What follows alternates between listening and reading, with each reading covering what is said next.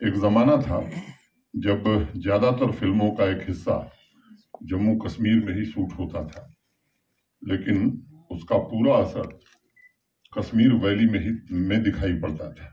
खासकर श्रीनगर में 1932 में पैलेडियम थिएटर शुरू होने के बाद एक समय श्रीनगर में सिनेमा प्रेमियों के लिए कभी न भूलने वाली दास्तां है। रीगल, सिराज, ब्रॉडवे, नीलम, खयाम, नाज, फिरदौस ये मात्र सिनेमा थिएटर के नाम नहीं थे, बल्कि समाज के अलग अलग वर्गों के लिए एक ऐसा स्पेस था जहां इकट्ठे ख्वाब लोग देखते थे। और शहरयार साहब ने लिखा है कि दिल में रखता है न पलकों में बिठाता है मुझे, दिल में रखता है न पलकों में बिठाता है मुझे, फिर भी एक शख्स में क्या क्या नजर आता है मुझे। और उस जमाने में सिनेमा से जुड़े कई ऐसे शख्स थे जिनकी सरकारी अधिकारियों से ज्यादा खुशामद होती थी।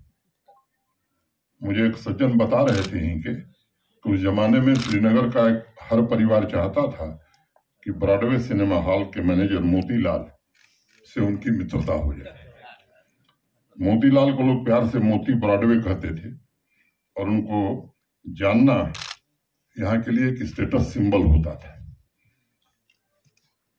4-5 दिन पहले एक सज्जन मुझे मिले और कोई सिनेमा का टिकट ब्लैक करते थे, उनका नाम मैं नहीं लूंगा।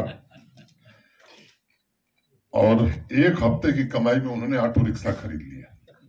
ये स्थिति थी श्रीनगर की। उस सिनेमा संस्कृति की धुरी सिनेमा के क्रेज के लिए मशहूर श्रीनगर में आज लंबे समय बाद एक नए अध्याय की शुरुआत हुई है।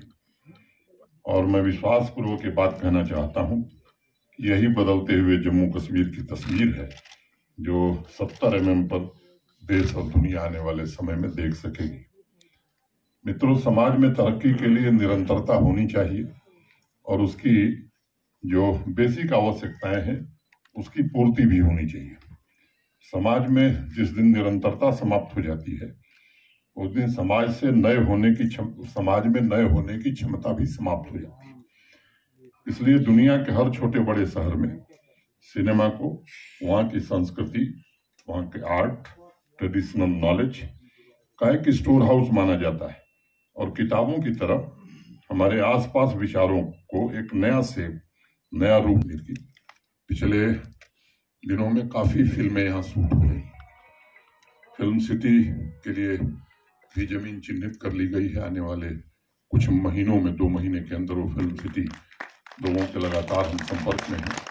और ये जो नई फिल्म पॉलिसी है स्थानीय नौजवानों के लिए, उसमें विशेष प्रावधान हमने किए कि वो अगर कोई फिल्म बनाएंगे, छोटी फिल्म भी बनाएंगे, तो उन्हें हम काफी इंसेंटिव देने जा रहे हैं ताकि स्थानीय लोगों को रोजगार भी मिल सके, लोग इससे जुड़ भी सके।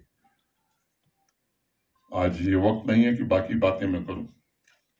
इतना मैं जरूर कर सकता हूं कि ईमानदारी से कोशिश की जा रही है कि आवाम की जो जरूरतें हैं उनको पूरा किया जा सके, इंफ्रास्ट्रक्चर यहाँ का ठीक हो सके। और एक जो व्यवस्था ऐसी चली आ रही थी कि सुविधा हर चाहिए लेकिन भुगतान किसी चीज का नहीं होगा, मैं समझता हूं कि यहाँ प्रबुद्ध लोग बैठे, उनसे मेरा आग्रह है ये व्यवस्था लंबे समय तक कहीं भी चल नहीं सकती है। अगर हमें सुविधा चाहिए, सर्विसेज चाहिए, तो उसके लिए जो समर्थ लोग हैं उन्हें भुगतान करना पड़ेगा।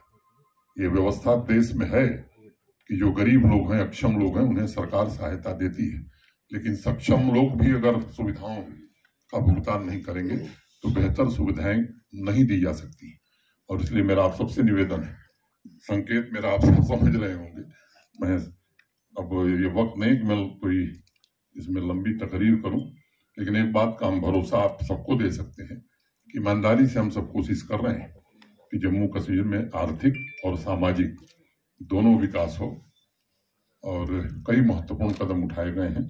अंत में 4 पक्ष यह कह के मैं अपनी बात खत्म करूंगा, कुछ लोग तुम्हें समझाएंगे वो तुमको खौफ दिलाएंगे, कुछ लोग तुम्हें समझाएंगे वो तुमको खौफ दिलाएंगे, जो है वो भी खो सकता है, इस राह में रहजन है इतने, जो है वो भी खो सकता है, इस राह में रहजन है इतने, अरे कुछ और यहाँ हो सकता है, कुछ और तो अक्सर होता है, पर तुम जिस लम्हे में जिंदा हो, ये लम्हा तुमसे जिंदा है।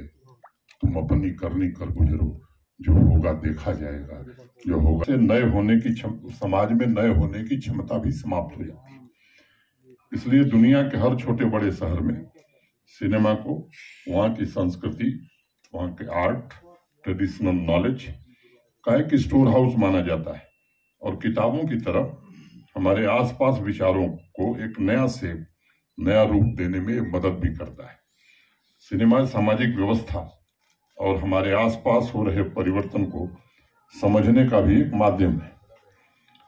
अगर हम देश के 75 सालों के इतिहास को देखेंगे तो मैं मानता हूं कि सामाजिक परिवर्तनों को रिफ्लेक्ट करने के साथ साथ सिनेमा ने देश के विकास में भी अत्यंत महत्वपूर्ण योगदान का निर्वहन किया है। सिनेमा ने वैश्विक परिवर्तनों से भी लोगों को जागरूक करके समाज को मोटिवेट किया है, संस्कृति को समृद्ध करने में एक महत्वपूर्ण भूमिका निभाई है। लेकिन कश्मीर डिवीजन इस व्यवस्था से 3 दशकों तक दूर था, वंचित था। यह अजीब सी बात है कि जिन्हें यह जिम्मेदारी सौंपी गई थी वो लोगों की आकांक्षाओं, उनके सपनों को पूरा करेंगे, उन्होंने ठीक उसके उलट काम किया। मैं अपने लिए तो इंटरटेनमेंट के साधन जुटाए गए, श्रीनगर नहीं मिला तो देश के बड़े शहरों तक जाने का इंतजाम किया गया। देश नहीं, देश के बाहर भी इंतजाम हुए, लेकिन आवाम के लिए वो इंतजाम नहीं हो सका।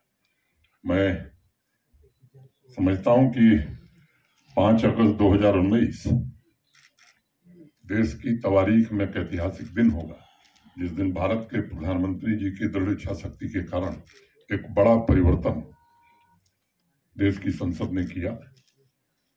और ये बात मुझे कहना मुनासिब लगता है कि आज ये कोशिश हो रही है और दिल्ली में जो सरकार है, नीति बड़ी स्पष्ट है, वो शांति खरीदने में नहीं, शांति स्थापित करने में विश्वास करती है और उसके लिए प्रयत्न भी किए जा रहे हैं। एक बात मैं बार बार कहता हूं कि पिछले 3 वर्षों में, यहाँ मीडिया के मित्र भी हैं, मैं बड़ी जिम्मेदारी से बात कहना चाहता हूं कि एक स्पष्ट नीति कि बेगुनाह को छेड़ो मत और गुनहगार को छोड़ो मत, किसी बेगुनाह आदमी के साथ कोई ज्यादती न हो, इसकी कोशिश पूरी तरह से की गई है।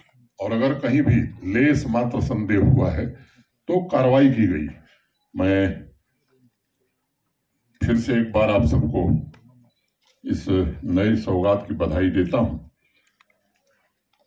नई फिल्म पॉलिसी जो बनी है जम्मू कश्मीर की, पिछले दिनों में